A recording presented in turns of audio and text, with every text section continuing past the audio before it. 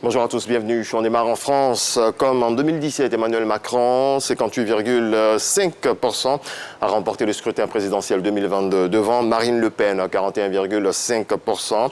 Cette fois, l'écart est toutefois plus serré et l'abstention en hausse, 28% contre 25,4% en 2017. Michel Digri.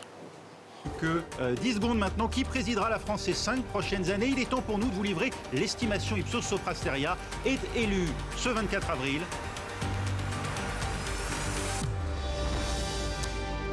C'est le 4e président français de la 5e République à être réélu. Emmanuel Macron rempile pour un autre mandat avec 58,2% des voix. Son adversaire Marine Le Pen a reçu l'adhésion de 41,8% des votants, insuffisant pour prendre sa revanche après sa défaite de 2017. Retour sur cette journée de vote du dimanche 24 avril. Il est 8 heures lorsque les bureaux de vote ouvrent avec une affluence timide. Ça me met extrêmement en colère. Voilà, je suis en train de me demander si ce ne serait pas envisageable de rendre le vote obligatoire pour que la démocratie elle soit effective et que chacun prenne ses responsabilités, même quand on n'est pas forcément très emballé par l'un des candidats. Arrivée en seconde position au premier tour, Marine Le Pen est la première à accomplir son devoir civique tôt ce dimanche dans son fief de Hénin-Beaumont. Emmanuel Macron, comme à son habitude, est au Touquet à la mi-journée pour son vote.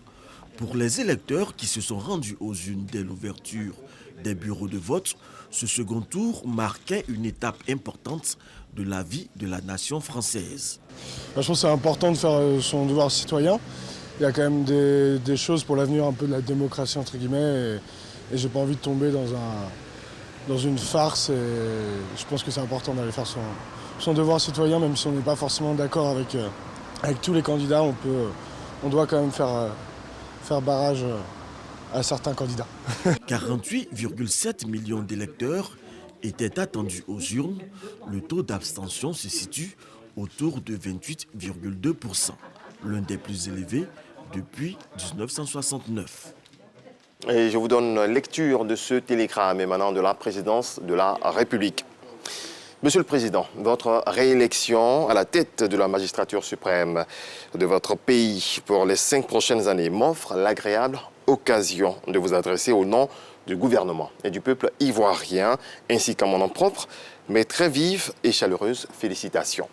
J'y joins mes vœux ardents de bonheur et de succès dans l'accomplissement de votre noble et haute fonction. Cette belle victoire est l'expression de la confiance renouvelée du peuple français en votre politique et de sa foi en votre capacité à trouver des solutions durables aux crises contemporaines. Pour ma part, je voudrais vous adresser, ou alors vous assurer de ma totale disponibilité à œuvrer de concert avec votre Excellence au renforcement et à la diversification des fructueux liens d'amitié et de coopération multiformes qui unissent si heureusement la Côte d'Ivoire et la France pour le bien-être de nos peuples respectifs. Très haute considération, signé Alassane Ouattara, président de la République de Côte d'Ivoire. Autre chose à présent, le 6e colloque scientifique sur le paludisme s'est tenu les 20 et 21 avril dernier à l'Institut national de la santé publique, c'est à Adjamé, en marge donc de la célébration ce 25 avril de la journée mondiale de lutte contre le paludisme. La rencontre était axée sur l'impact de Covid-19 sur la lutte contre le paludisme. Michel Mambo nous en parle. Des experts réunis comme tous les 2 ans en prélude à la journée mondiale de lutte contre le paludisme.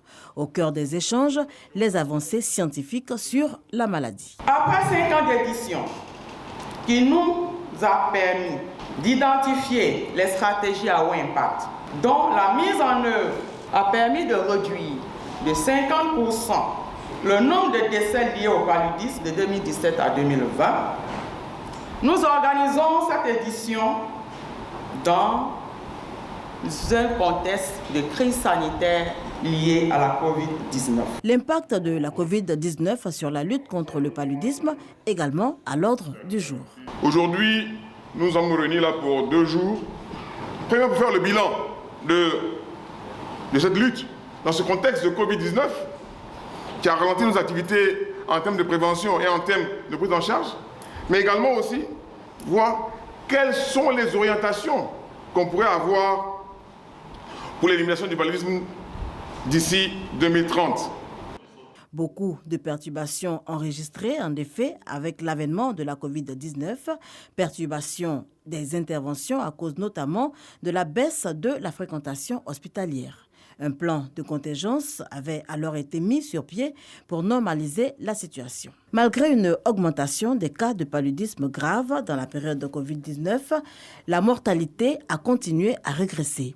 En Côte d'Ivoire, le nombre de décès est passé de 3222 en 2017 à 1316 en 2020 pour atteindre 1200 en 2021.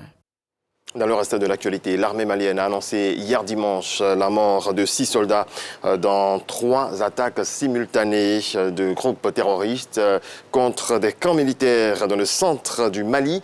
Les assauts qui ont également fait une vingtaine de blessés ont été revendiqués par un groupe lié à Al-Qaïda. Fin de ce point d'information, on se retrouve à 7h.